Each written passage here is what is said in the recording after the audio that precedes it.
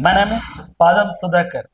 మరి డైలీ ఎంసీక్యూలో క్వశ్చన్లో భాగంగా మరి ఈరోజు ఎంసీక్యూ క్వశ్చన్ ప్రీవియస్ క్వశ్చన్ చూద్దామండి. మరి దాదాపు 2014 సంవత్సరం నుంచి క్వశ్చన్ పేపర్ ప్యాటర్న్ అనేది మారిపోయిందండి. 2014 పూర్వం డైరెక్ట్ క్వశ్చన్స్ అడిగేవాడు, కానీ ఇటీవల కాలంలో మ్యాచ్ ద ఫాలోయింగ్ క్వశ్చన్లు అలాగే జతపరచం లాంటివి ఎక్కువ అడుగుతున్నాడు. మరి అందులో భాగంగా చూసినట్లయితే క్రింది వాటిని జతపరచము అడిగాడు. అందులో ఒక సైడ్ ఏమో రాష్ట్రాలు ఇచ్చాడు, మరొక సైడ్ ఏమో తీరా కోస్తా ప్రాంతాలు ఇచ్చాడు. మరి చూసినట్లయితే ఆంధ్రప్రదేశ్, కేరళ, ఒడిస్సా, తమిళనాడు. మరి తీరా కోస్తా ప్రాంతాలు చూసినట్లయితే ఉత్కల్ తీరం, చోళమండలం, సర్కార్ తీరం, మలబార్ తీరాలు ఇచ్చాడు.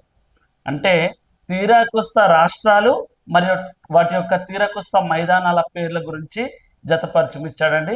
మరి చూద్దాం. ఆంధ్రప్రదేశ్, మరి ఆంధ్రప్రదేశ్ యొక్క తీరా కోస్తా ప్రాంతం ఏమని పిలుస్తున్నారంటే సర్కార్ తీరం లేదా ఆంధ్ర తీరం లాంటివి పిలుస్తున్నారు. ఆంధ్రప్రదేశ్ యొక్క తీరా కోస్తా మైదానం ప్రాంతం పేరు సర్కార్ తీరం లేదా ఆంధ్ర తీరం అని పిలుస్తున్నారు. నెక్స్ట్ కేరళ. మరి కేరళ చూసినట్లయితే కేరళ మలబార్ తీరం, కేరళ మలబార్ తీరం అని పిలుస్తున్నారు. మల్బరీ కాదండి, చాలా మంది దీర్ఘం తీయట్లేదు. దీర్ఘం తీయకపోతే అది మల్బరీ ఆకు కింద వెళ్ళిపోతుంది. సో మలబార్ తీరం కేరళ రాష్ట్రం. ఆ తర్వాత ఒడిస్సా రాష్ట్రం తీరా కోస్తా మైదానం పేరు ఉత్కల్ తీరా కోస్తా మైదానం. ఒడిస్సా రాష్ట్రం ఉత్కల్ తీరా కోస్తా మైదానంగా పిలుస్తున్నారు. ఇక చివరిగా తమిళనాడు రాష్ట్రాన్ని చోళమండలం లేదా కోరమండల తీరం అని పిలుస్తున్నారు.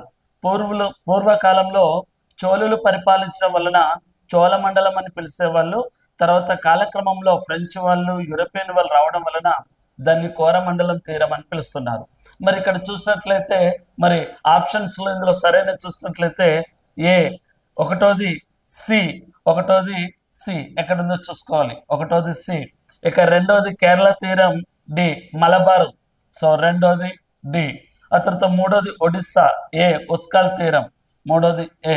ఇక నాలుగోది తమిళనాడు, బి చోళమండలం, సో నాలుగోది B. So correct answer third one. ఒకటోది సి, రెండోది డి, మూడోది ఏ, నాలుగోది బి. సో మరిన్ని క్వశ్చన్స్ కోసం, ఎలాంటి ఎంసీక్యూ క్వశ్చన్స్ కోసం యూట్యూబ్ ఛానల్ని సబ్స్క్రైబ్ చేయండి, షేర్ చేయండి. మళ్ళీ ఒక క్వశ్చన్ తోటి కలుద్దాం. Thank you.